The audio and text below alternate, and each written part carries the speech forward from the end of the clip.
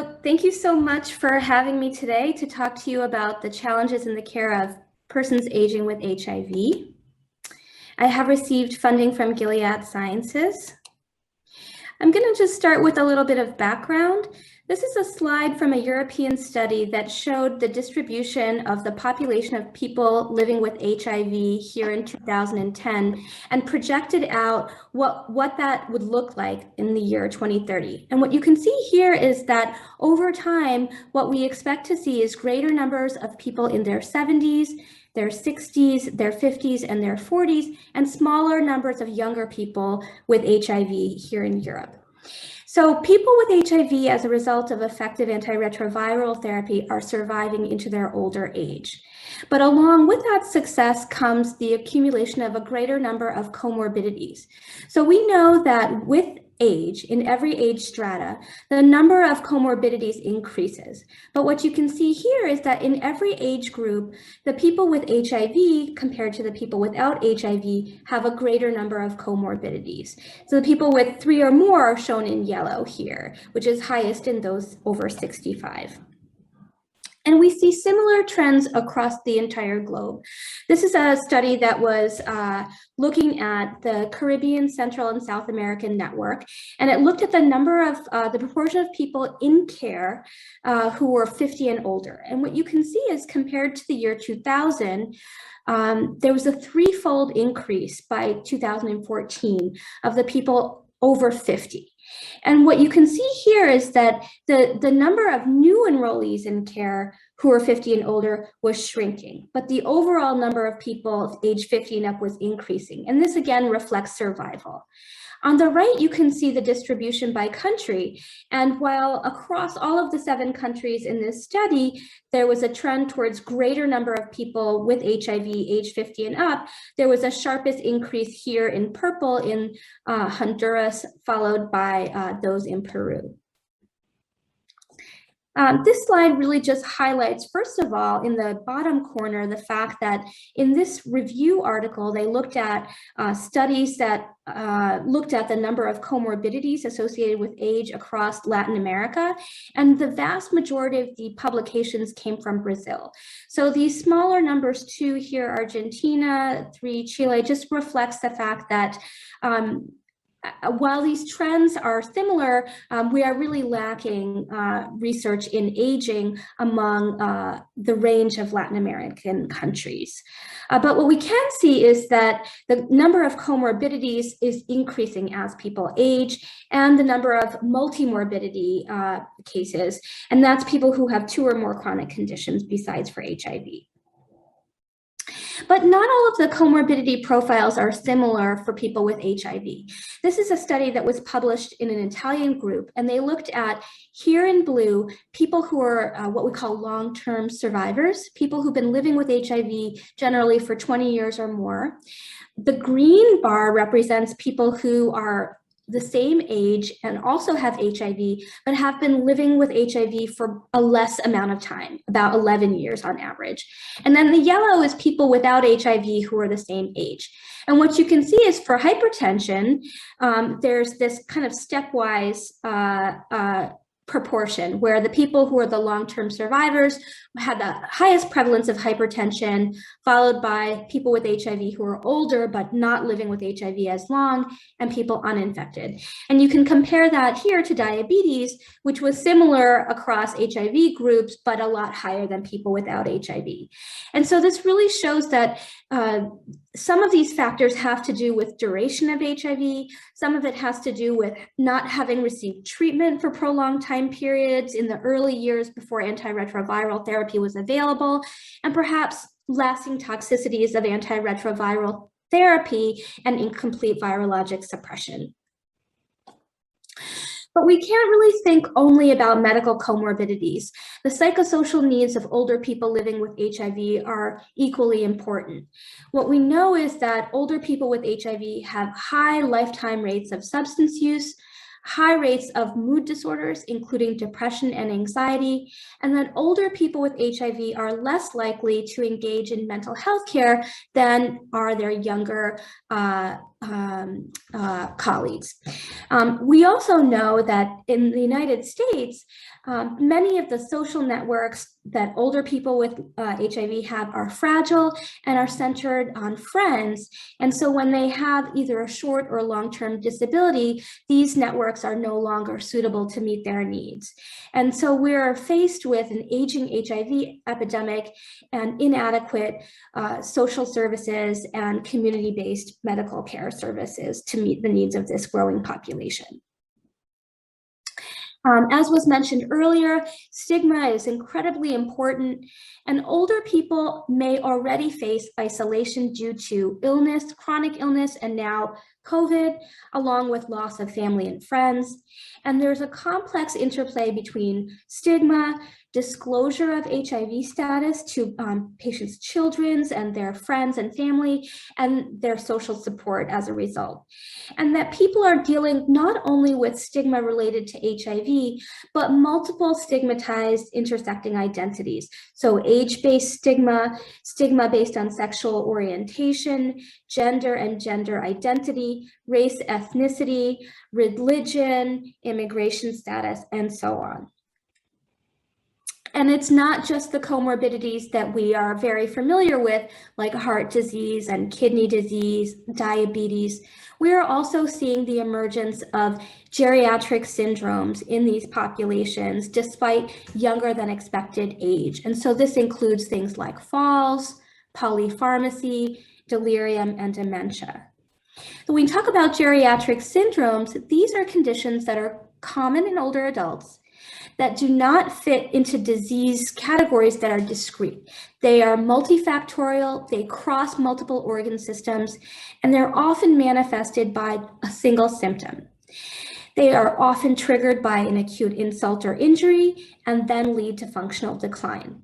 So you can see here in the box some common geriatric syndromes, and an example might be delirium caused by an infection, along with dehydration, with a new medication in a person who has an underlying dementia. So again, many different causes resulting in one symptom. So again, we see comorbidities or HIV-associated non-AIDS conditions that disproportionately impact people with HIV as they age. They are linked not only to age, but chronic inflammation despite suppressive antiretroviral therapy. And again, these are things like liver disease, kidney disease, cardiovascular disease. And as these comorbidities accumulate, that puts these individuals at risk for geriatric syndromes. And we often see them 10 to 20 years earlier than in populations without HIV. So there's this relationship between the comorbidities leading to geriatric syndromes, and then frailty, and then ultimately poor outcomes such as disability, nursing home placement, loss of independence, and mortality. So an example here of a traditional medical syndrome, what we're used to in regular medical care and internal medicine. You have a single cause that leads to many symptoms, and then your intervention targets that single cause. So an example is Cushing's syndrome, which is caused by excess cortisol. And here are a myriad of manifestations of Cushing's syndrome. But when you have an intervention, it really targets that whatever is causing the excess cortisol in this case. A geriatric syndrome, on the other hand, has multiple causes leading to one single symptom, and then your intervention has to have many components because there are many causes. So here's an example of fall, that single symptom, but all these different factors that contribute to fall: advanced age, cognitive impairment, impaired balance and strength, use of multiple medications that it can affect the CNS, poor vision, environmental hazards like loose rugs, and mood disorders such as depressions. And then if you develop an intervention, you really want to have multiple areas or components that are targeted in your intervention. You can't just have one target because there are many different factors leading to the fall. And this slide really just shows the trajectory of the development of geriatric syndromes and subsequent decline in physical function. So what you have on top is the green line, which is somebody who starts with good health, and then they have some kind of acute injury or an insult, but because their health is good overall and they're robust, they're able to recover. So you have some functional decline with age and an ability to withstand an insult or injury. On the other hand, you have someone with a poor health to start with, and then something happens to them, such as a fall, and they have this rapid decline in function, and they never get back up to their pre-morbid level of functioning. They have a more rapid decline in their function that then makes them more vulnerable to another insult or injury, further rapid decline, and this sort of downward spiral. And again, the person who starts out most vulnerable is at risk for this cascading series of events. I want to just highlight the fact that disability, frailty, and comorbidity are not one and the same. They can overlap in an individual, but they are distinct. When we talk about disability, really what's meant is the inability to carry out specific functions required for independent living in society. So what you see on the left are the basic activities of daily living, basic functioning, like bathing yourself, dressing yourself, the ability to feed yourself. And then on the right are what we call instrumental activities of daily living. These are higher order functions. They're more complex, and you really need to have some kind of executive functioning skills and memory and other cognitive abilities to be able to do things like manage your own finances, get from place to place, manage your own medications. And so what you can see in the image on the left is a person who has a disability. They require a wheelchair, but their level of functioning is overall is good. They're robust, they're functional, they just can't walk, they need a wheelchair. The person on the right also requires a wheelchair, has a disability and mobility impairment, but is frail. And so this just highlights the difference between frailty and disability. And so all of these things taken together sort of bring us to the point we are now, where we are seeing what is termed in this article as another kind of AIDS crisis. So that people are living longer, but they seem to be aging faster or showing signs of aging that we don't expect to see in middle-aged individuals, like cognitive impairment, hip fractures, other age-related conditions. So what are the challenges that we face in caring for older persons with HIV? On the one hand, we prescribe too many medications. There are some studies in San Francisco, California, that suggest that over 95% of people in their group who are age 50 and up have 5 or more medications. People have too many doctors, too many appointments, can be very overwhelmed with all the care that they're receiving, many of which can conflict with each other. On the other hand, many individuals don't have enough care. They're unable to access the care they need, especially subspecialty level care, and they don't have the resources that they need in terms of supports in society and material needs, such as adequate food and housing. I talked already about stigma, and we deal with a lot of issues related to lack of health insurance and underinsurance, and therefore inability to fully access healthcare for older persons with HIV. The other issue really is the fact that often services are siloed. They're not integrated between primary care and specialty care, mental health care and medical establishment, and community level care. And as this population grows, we're really unprepared for the growing long-term care needs that they will face. So how might a geriatrician help people aging with HIV? Geriatricians use a concept referred to as the 5 M's. They focus on mind, medications, multi-morbidity, mobility, and what matters most. And this slide just kind of describes some of those key focus areas in those 5 M's. So in terms of mind, we're looking at things like screening for and managing dementia, mood disorders such as depression and anxiety, treatment and prevention of delirium, and maintaining mental activity. For mobility, we want to think about falls, gait and balance, maintaining independence. Medications, I already talked about a little bit, but really thinking about very carefully what are the right medications for a particular older person's needs, what are the adverse effects they may be experiencing from their medications, what is their overall medication burden, do their medications interact with each other, and are there ways that we can simplify their regimens and deprescribe medications that may put them at risk for adverse outcomes. And perhaps most important is what matters most. Having a conversation with that person and with their family about what is most important to them. What are their goals? What are the outcomes that are personally meaningful for them in terms of their health? And are their care plans reflective of their own goals of care? And how do you think of all of these things when discussing advanced care planning and planning for the future? So often we care for HIV-infected individuals in specialty clinics. I take care of patients in an HIV clinic, which is a multidisciplinary clinic that really focuses on people who are living with HIV. And over half of our patients with HIV in my clinic are age 50 and up. So we really can't refer all of our patients out because it would be the majority of our patients. And they really rely on us to be their healthcare home. So what can we do?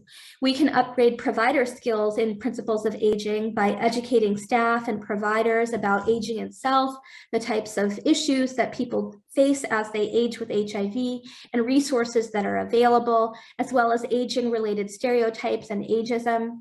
We can work with our community agencies that already serve older individuals to integrate services for HIV-based and age-based supports, and potentially incorporate geriatric expertise into our practice in a number of different ways.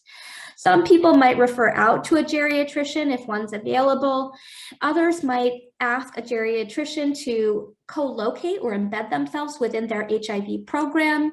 Another option is to incorporate tools and practices that geriatricians utilize into the existing HIV practices. And an example of that is a comprehensive geriatric assessment. So a comprehensive geriatric assessment evaluates these multiple domains that I mentioned, the 5 M's, looking at screens for disabilities such as activities of daily living and instrumental activities of daily living, assessing social networks, financial status and financial needs, living situations, whether people are able to get in and out of their home and get to their appointments, assessing their mental health conditions, their cognitive abilities, really reviewing all of their medical comorbidities and treatments for their comorbidities to evaluate for appropriateness, and having that conversation about advanced directives and advanced care planning. So oftentimes HIV providers focus on antiretroviral management, vaccines and other comorbidities, but might not utilize these kinds of tools. And they may be useful to do systematically to really help identify problems that may be otherwise overlooked in a standard visit, including aging-related syndromes, and then to have that prognostic discussion with the patient and their family. So we at Montefiore Center for Positive Living are working on developing a care model to really try to incorporate a comprehensive geriatric assessment and then adapt it for our older patients living with HIV. We're trying to figure out how to do this using our strengths. We have multidisciplinary care with social workers, nutritionists, mental health providers, and primary care providers who are expert in HIV care, and hoping that we can scale this up over time.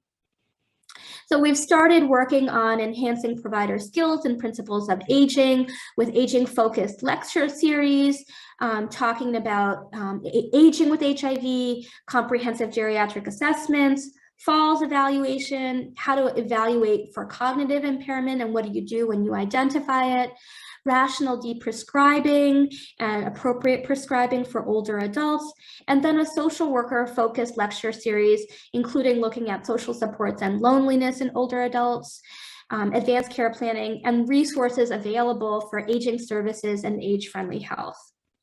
We're also speaking directly with our providers and staff to understand their priorities and their challenges and barriers in delivering this type of care, and to really get their sense of what they would like this to look like. We're also talking with the patients using telephone surveys, focus groups, and in-depth interviews, mostly through Zoom platforms, both in English and in Spanish language, and really speaking to both cisgender and transgender women, men who have sex with men, and people who inject drugs. We're using what we already have in our electronic health record, which is an annual wellness visit. It's a tool that's designed to evaluate for health promotion, disease detection, and coordination of screening and preventive services across all of these domains, that's used widely in geriatric practice and in primary care for older people, that we can then use within our HIV clinic and then adapt back based on what our providers and our patients value. There are a number of challenges in trying to do this. There's never enough time, there's never enough money. We have a lack of local geriatric expertise. We have a wonderful geriatric program in our institution, but they have their hands full with their own geriatric patients. So we work with our geriatric teams to train our staff and to receive guidance. But in terms of the implementation, we're really aiming to do that within our own programs. And then there are larger issues in our society, in our communities, in terms of inadequate social services, limited connections to community, and larger structural issues such as racism and other access to care. I think no matter what we do, we have to understand that people with HIV are surviving into older age, and we really want to think about ways for them to not only just survive, but also to thrive. And really, the care of HIV has become much simpler, and most of our patients are on a single pill antiretroviral regimen, but now they are dealing with issues of multimorbidity and polypharmacy. And we have to really think about how to prioritize function, independence, quality of life, and connection to community, and how to design programs that will reflect these evolving needs, and that are actually based on the input of older patients with HIV themselves. And just in my final few slides, I just want to acknowledge Dr. Stephen Karpiak, who was a true champion for older patients with HIV, an important researcher and advocate for older patients who recently passed away. And to thank and acknowledge funders, clinic staff and patients, study staff and participants, HIV activists and advocates, and mentors and colleagues. Thank you very much.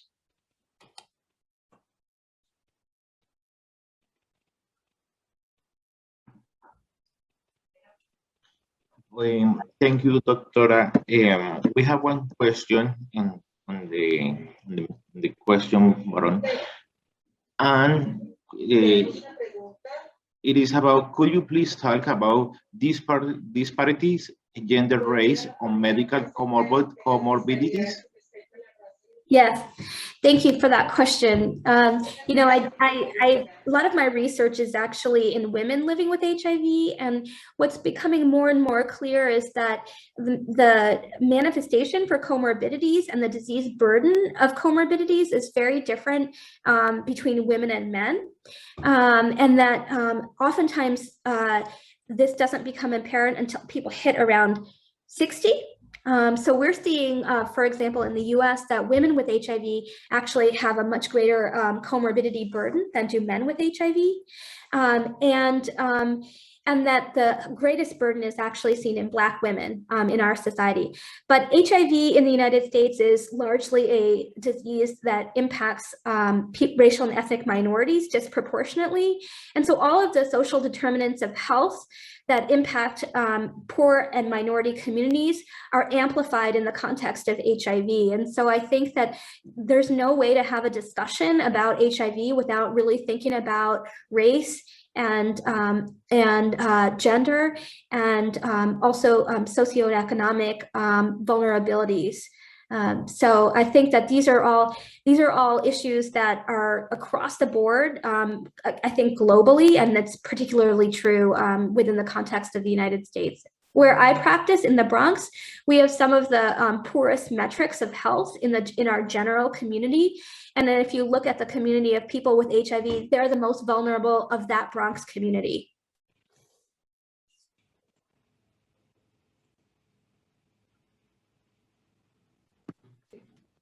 Thank you. We have another question. It is, Dr. Sharma, do you have any statistics on the incidence of suicides in older adult patients with HIV? Yeah, that's a fantastic question. You know, I think that it's increasingly recognized that mental health is a key component of health, and that people with HIV have disproportionate burden of mental illness, both current and lifetime. And actually, this is another instance in which women are disproportionately impacted. So depression is about twice as common in women than men, just in general. And that's even more so true for women with HIV. My understanding is that the data on suicidality is not, I don't really know that data very well. I do know that there are high rates of lifetime suicidality, but I don't know in terms of like recent years what those rates are. Where I work, I do a lot of research in the Women's Interagency HIV study. One thing that we've seen is that depression measured by the CESD scale is associated with mortality in many different ways. So for example, when they look at cumulative burden of depression over time, it's associated in a dose response with risk of death. In that study, they didn't separate out causes of death, although I think suicide is probably a small proportion of the overall deaths. Because depression has been linked with a number of adverse outcomes, including cardiovascular disease, not just suicide.